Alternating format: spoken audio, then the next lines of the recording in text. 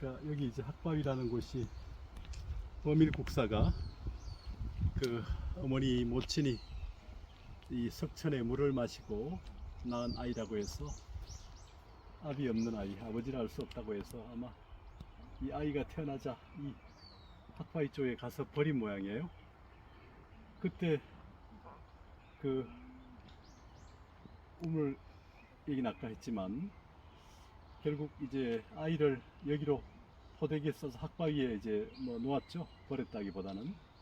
며칠 뒤에 이제 어머니가 학바위를 찾아왔는데 흰 학이 이렇게 날아와서 아이를 덮어주고 또 새벽이 되자 아이 입에다가 붉은 열매 같은 것을 물어다가 넣어주고는 어디로 사라졌다는 거죠. 이를 보고 범상치 않은 아이라고 여겨서 데려와 길렀는데 그 아이는 출가해서 성가 최고의 위치인 국사라는 칭호로 불렸고 학산에 돌아와서 굴산사를 열었다는 거죠. 그러니까 아까 어머니가 그 석천 물을 마시고 아이를 낳았기 때문에 아버지를 알 수 없는 아이라고 해서 아이를 버렸던 이 학바위에 이제 결국 학이 날아와서 이렇게 보듬어 주고 붉은 열매까지 먹여서 아이가 자라서 출가해서 국사에까지 올랐고 결국 돌아와서 여기에 굴산사를 크게 지었다는 거죠. 학바가 요 위에 있습니다. 한번 가보죠. 포도탑은 이쪽에 있고 어머니가 낳아서 아버지를 알 수 없는 아이를 낳았다 해서 집에서 키우지 못해가지고 갓난 아이를 아마 포대기에 싸서 바위 요 위에 아마 올려놨지 않았을까 생각해요. 밑에보다는. 이래야 뭐 뱀들 같은 것도 피해갈 수 있고 하니까. 근데 이제 흰 학이 날아와서 이 아이를 깃털로 감싸고 체온을 유지해 주면서 또 뭐 여러 해 그랬겠죠. 여러 날 그랬겠죠. 아이에게 붉은 열매를 가져와서 아이에게 먹이고 하는 모습을 이제 며칠 후에 어머니가 혹시 아이가 어떻게 됐는가 아마 와서 본 것 같은데 그 아이가 학이 보듬어 주고 있다는 것을 보고 아이를 데려와서 키웠다는 거죠. 그 아이가 이제 집으로 돌아와서 무럭무럭 자란 뒤에 출가해 가지고 당나라 유학 가서 창지 뭡니까 마조 도일의 제자인 그 고성 밑에서 공부를 했죠. 창주 신감 밑에서. 그리고 돌아와서 자기 고향 여기에 굴산사를 세웠다는 겁니다. 그 사격을 아주 높게 키워서 이 명주 도덕했던 김주원 뭐 또 그 집안 김원창이나 김범문 이런 세가들의 후원을 받고 지원을 받아서 이 굴산산문을 크게 키웠죠. 굴산사의 사격이 워낙 커져서 고려시대 가면 이제 그 주요 산문, 그러니까 굴산산문하고 희양산문인데 초기에는 가지산문이 빛을 발휘하지 못하다가 대웅장로가 머물 때 일연선사가 삼국유사를 찬술한 가지산문으로 출가한 이후에 가지산문이 다시 일어나게 되죠. 그래서 고려시대 주류 산문은 가지산문과 사굴산문이 됩니다. 어떻든 간에 이 사굴산문의 계산조가 바로 버밀국사라는 계조이자 계산조이죠. 그 제자들이 이제 보현사 쪽 이쪽으로 옮겨가는 이제 계청 이런 인물들로 이제 이어지죠. 바위가 아주 아름답죠. 이게 학 모양을 담은 바위가 아니다. 여기에 왔더니 이제 백학이 날아와서 아이를 보듬었다 해서 이 바위를 학바위라고 불렀다는 거죠. 그래서 이 버밀국사 탄생과 관련되어 있는 중요한 유적지인데 여기 지금 안내는 저 밑에밖에 없고 여기까지 올라오는 사람이 너무 없어서 조금 아쉬운데 우리가 마침 좀 전에 올 때 학 대신 꽁이 나타나서 길을 안내해서 올라가다가 이렇게 사라졌는데 우리가 학은 못 봤지만 꽁은 봤다 이런 생각으로 오늘 의미를 쓰면 좋을 것 같습니다. 학바위 버밀국사를 지켜준 바위죠. 소나무들 사이에 이렇게 바위가 있고 후발주단은 안 올라오는 모양이네요. 이렇게 어머니의 마음으로 올라온 이제 새 우리 여성 불자들이 버밀 이라는 어린아이가 잘 자라고 있는가를 이렇게 어머니의 마음으로 올라왔는데 저 아버지의 마음을 가진 사람은 올라오지도 않았네. 그죠? 그러니까 어머니보다 아버지가 강하지 못하다 이런 생각을 하게 됩니다.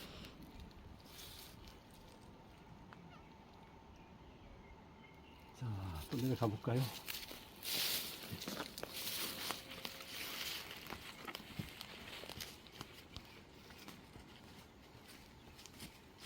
이제 그 유명한 보조치료 나온국의 최고 보호도 이제 걸쳐 있죠. 희양선문하고 걸쳐 있고 또 가지 산문도 보조 체증에 의해서 이제 고려 초까지 고 있다가 이제 역할이 없었는데 여기 또 대웅 장로가 이제 아까 진저사에 머물 때 이런 선사 거기 가서 출가하면서 이련을 중심으로 다시 후기에 부흥해서 가지 산문이 고려의 주류 산문으로 사골 산문과 쌍벽을 이루면서 유지했던 거죠.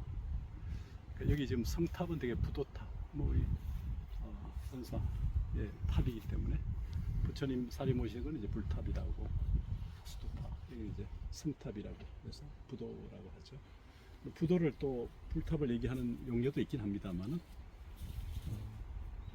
적어도 그 9세기 말 형식을 갖추고 있어서 보물이죠. 국보는 아니지만 그래도 선사의 성탑으로 치고놓습니다. 아름다운 연꽃무늬로 이렇게 복발이 아니고 앙화 위로 올라가는 밑에 기단점을 이렇게 아름다운 석탑 형식의 부도죠. 여기 나오듯이 그 팔각 원당형, 되게 원에 가까운 모습이 팔각이죠. 되게 사각도 있지만 팔각이 더 가까워지기 때문에 팔각성탑으로 원만한 부분 우리가 수행을 하면 깨달으면 또 이런 상처럼 둥글게 되죠. 진리는 둥글고 깨달음도 둥글, 불생불멸의 어떤 그런 모습이니까 심진여의 차원이니까. 그러니까 밑에는 사자를 도대를 새기만 지렛돌, 지렛돌이죠. 밑에 여기 접시 모양의 받침돌도 있고 제일 밑에 하천 기단이 그런 모습이고 그 위에가 이제 받침적에 있고 그런 무늬 소용돌이 친 8개 기둥. 그 다음에 기둥 사이 악기를 연주하는 천상의 사람과 공양하는 사람 일체로 조각되어 있고 저기 위에 그 위에 또 윗받침돌에 연꽃 무늬가 조각되어 있고 탑의 몸돌부도 팔각 몸돌이인데 그 위에도 지붕돌 어깨석이 이렇게 있고 탑의 머리 부분 저 위에도 귀꽃이라는 것을 표현한 보게 그게 일산처럼 지금 이제 무엇이가 보살 시중도 있고 일산을 써주는 거죠. 일산 꼭대기 그러니까 우산의 양산 꼭대기의 모습을 갖춘 거죠. 연구물이 생긴 보주 꼭대기에 이렇게 새겨져 있는 그런 그 모습을 갖춘 부분입니다. 일단 이쪽이 관리가 잘 안 되는 것처럼 돼 있는 이쪽은 국가유산으로 지정을 해준 것 같고 그쪽은 이제 앞으로 지정을 해야 되겠죠. 농노들이 농사 짓는 곳으로 되어 있기 때문에 아마 수용해서 그렇게 만들어 가야 될 텐데 아직 그렇게는 안 되고 있는 것 같죠.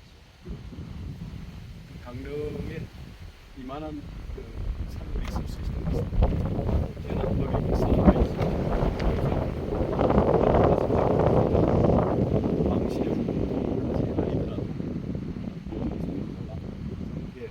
반개로 밀려났지만 그 세력이 있었기 때문에 가능했죠.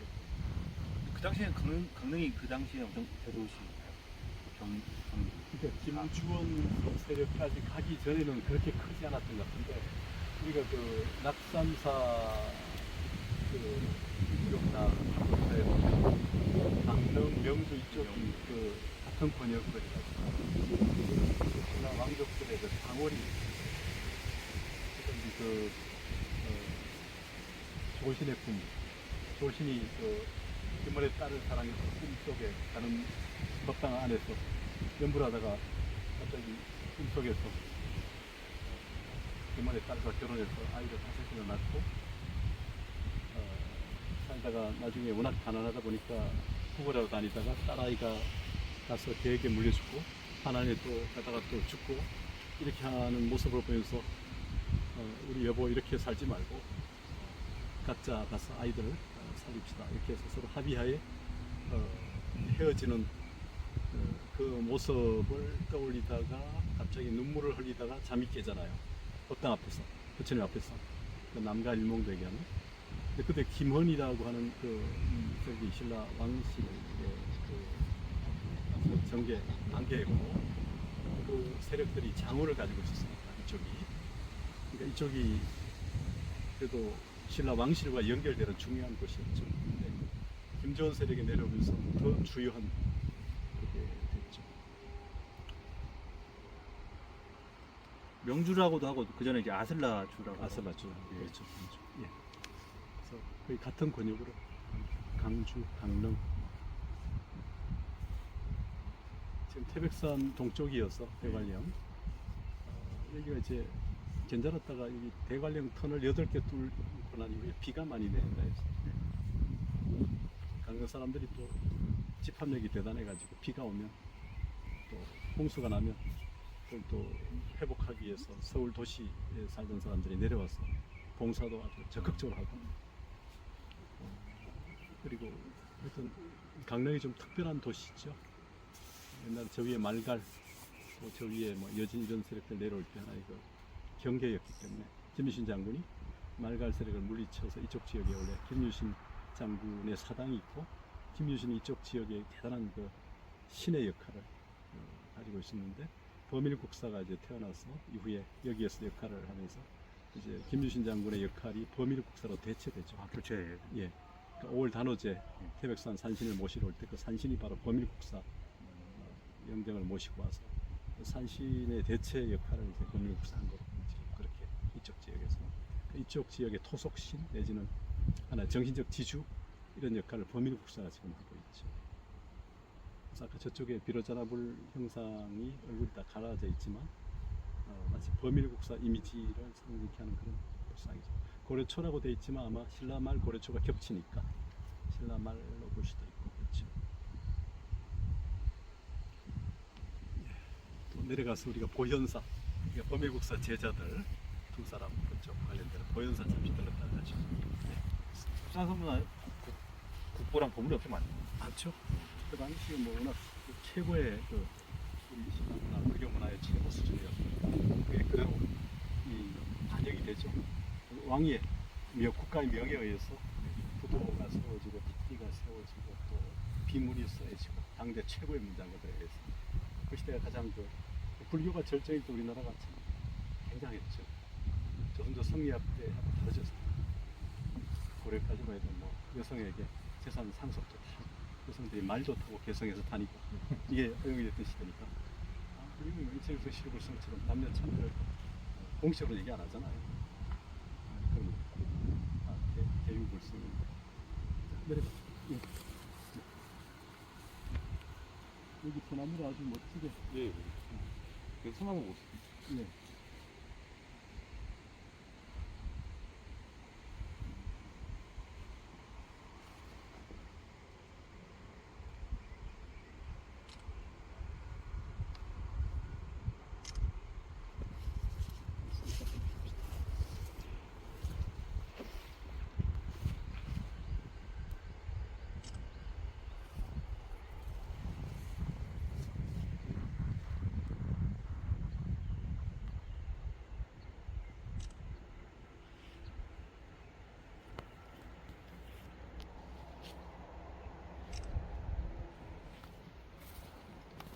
범일국사 사골산문 뒤에 걸리죠. 제자들 옮겨.